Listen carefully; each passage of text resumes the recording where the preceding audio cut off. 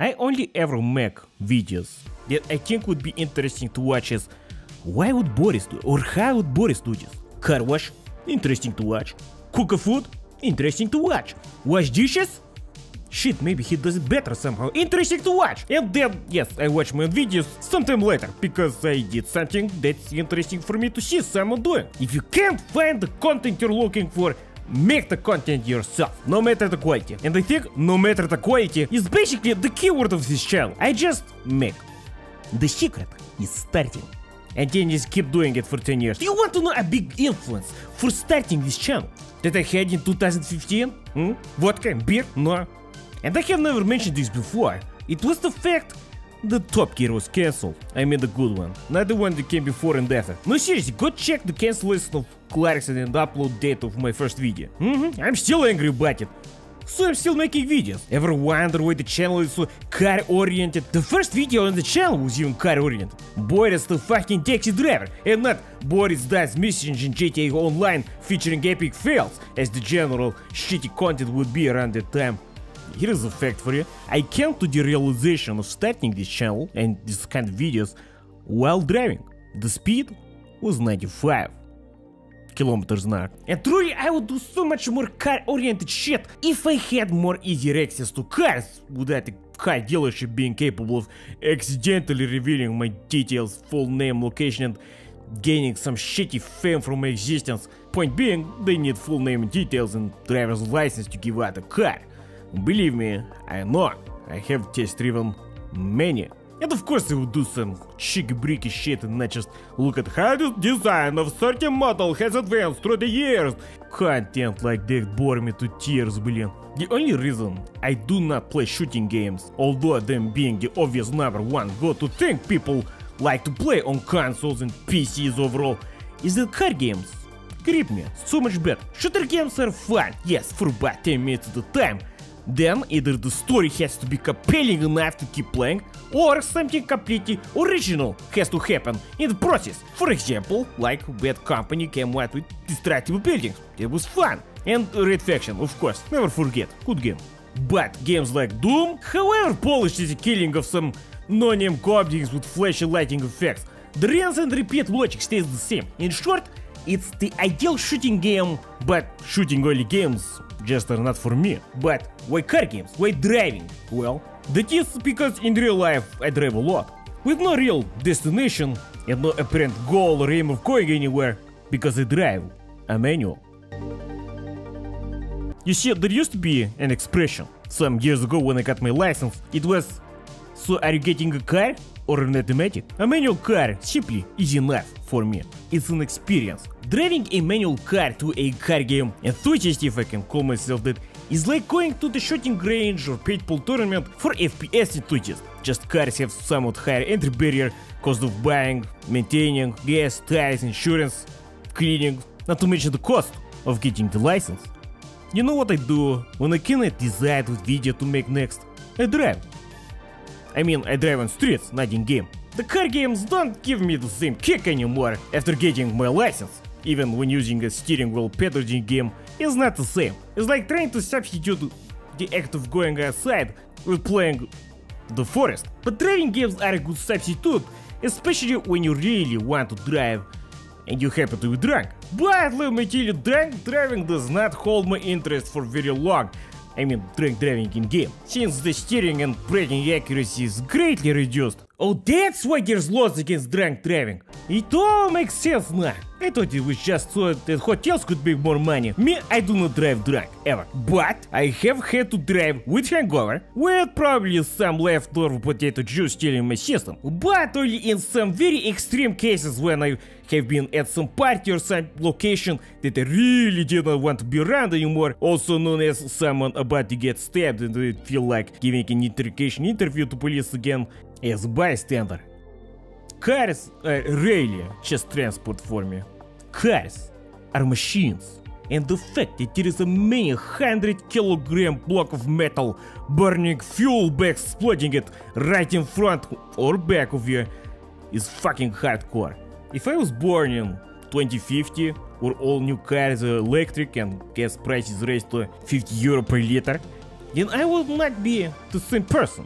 But let's be honest, I would not be the same person if I was born 1 year later or before than I was actually born. But I would absolutely pay the €200 to drive an internal combustion engine through city blasting hard bass, if it ever came to it. You see, I have been puzzled for many years, seeing how people, especially people that I know to be car enthusiasts, give up their manual cars for automatics. For sake of what? Traffic jams? Automatics are so much better in traffic jam. What? Traffic is exactly where the manual shines. You have to control the car, and more control is more better. If you say that you always wanted to drive automatic, it just says to me that you are a lazy sucker all this time. When I got my license, yes, I drove a manual doing the license, I was lucky enough to have somewhat regular access to a manual car in the family. I mostly drive in the night because the car was used during the day. I still drive during most of the night. More street, more fun, less traffic light, and gas station open 24/7, just for me. But after a while, the family manual car was replaced with an automatic. And there was a big issue that came with it, for me, that I did not foresee, and I could not have foreseen. No, not that it was the fact that people made fun of the automatic. Most people had already switched to it anyway. But driving an automatic, I got sleepy. I am not even joking, I became tired and lazy while driving the automatic. I switched to my friend's manual for a time to check this wasn't some anomaly, and it was not. Turns out that driving a manual had kept me in a regular state of adrenaline flow for all this time, and automatic was just not enough experience for me. You see, driving an automatic calms you down, which is probably a good thing if you were having road rage issues when driving a manual, but I did not. And I do not like being asked to be calm by something that I should have control over. You see, when I told my family, friends, relatives, anybody about this, they assumed I was exaggerating to get some attention. Really? If I wanted to get attention, I would think of better lie. Like I have telekinetic powers that only I can see. That there is a phantom voice in my head speaking an ancient extinct alien language. That I can squat for a whole hour without my knees hurt. Okay, that I can do. But Boris, what about the automatics with pedal shift? You can drive it as manual almost. So you know it's not the same. It's not that you want to change gears from time to time. No, you have to. You have to change or the car not move. If you switch to automatic so you could get what, 0.1 second better acceleration due to automatic shifter, you didn't buy it for the automatic. You got sold it by marketing and effective salesmen. You know what?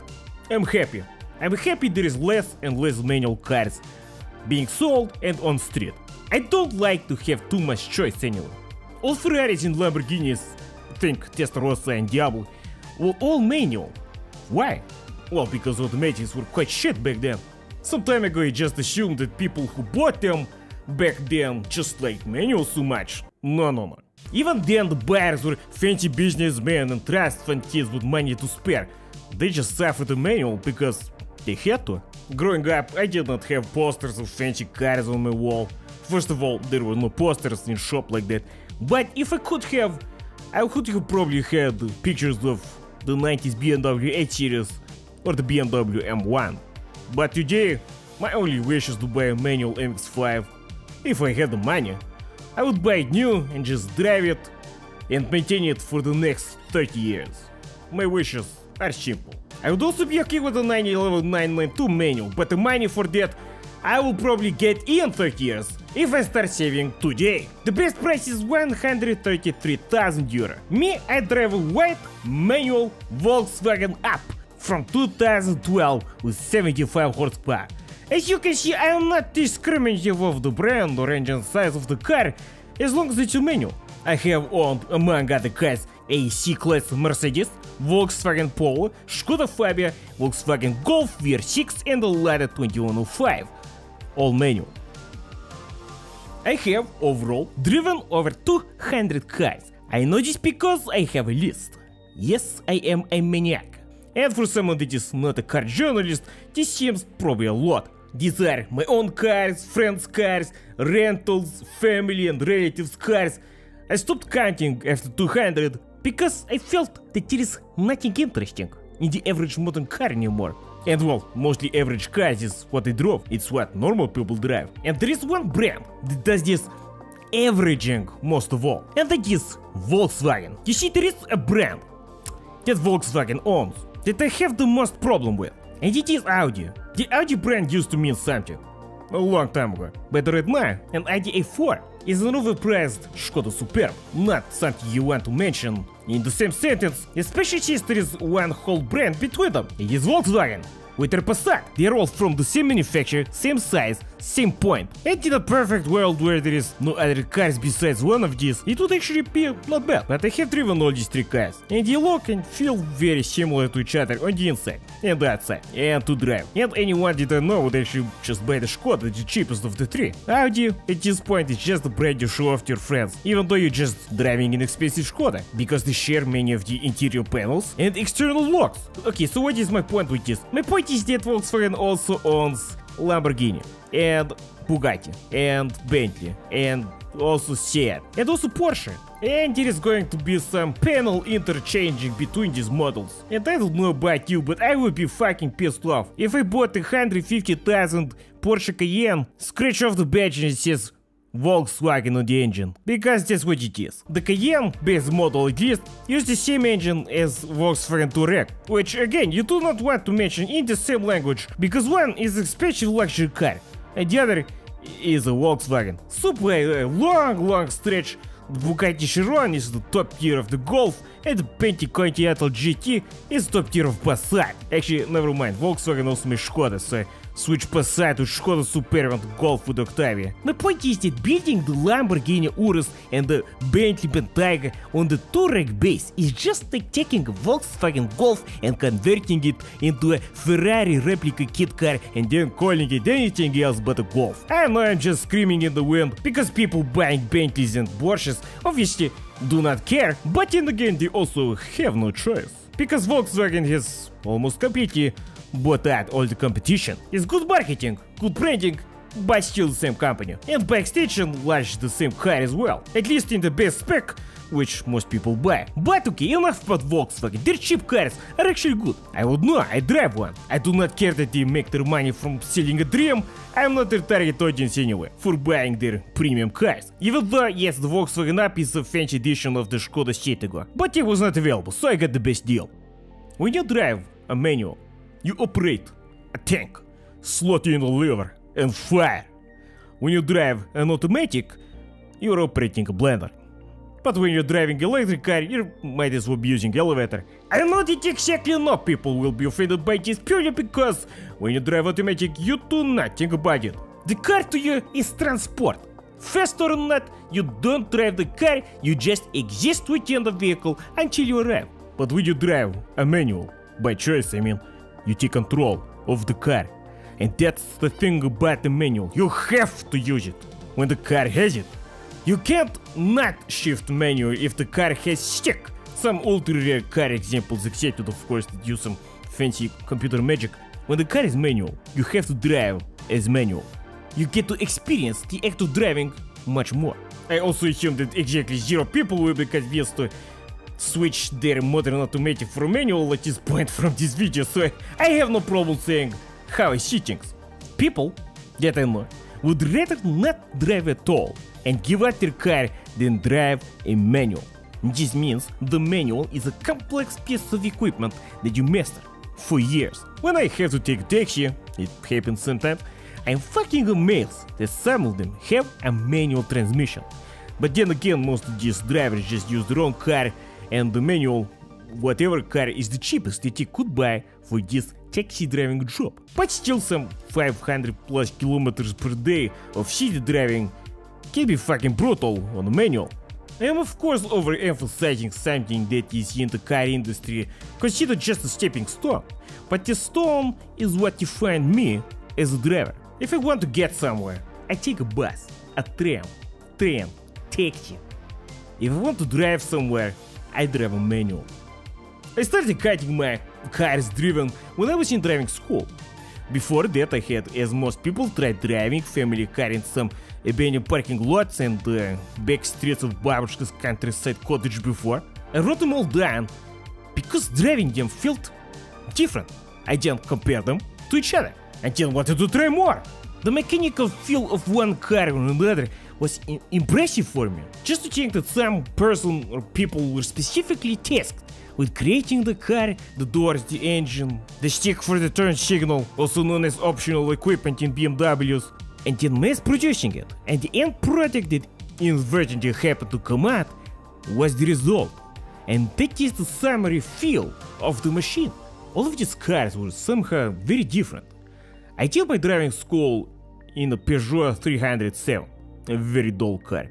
I did my driving exam with a Golf, much more interesting. Mainly because probably that the Golf was brand new. It belonged to the exam place, not me. And it was probably so good because it was new. I had never driven something so polished before. The experience was great. And of course they were both manual. You see, I buy cars that are over 10 years old because they are cheap.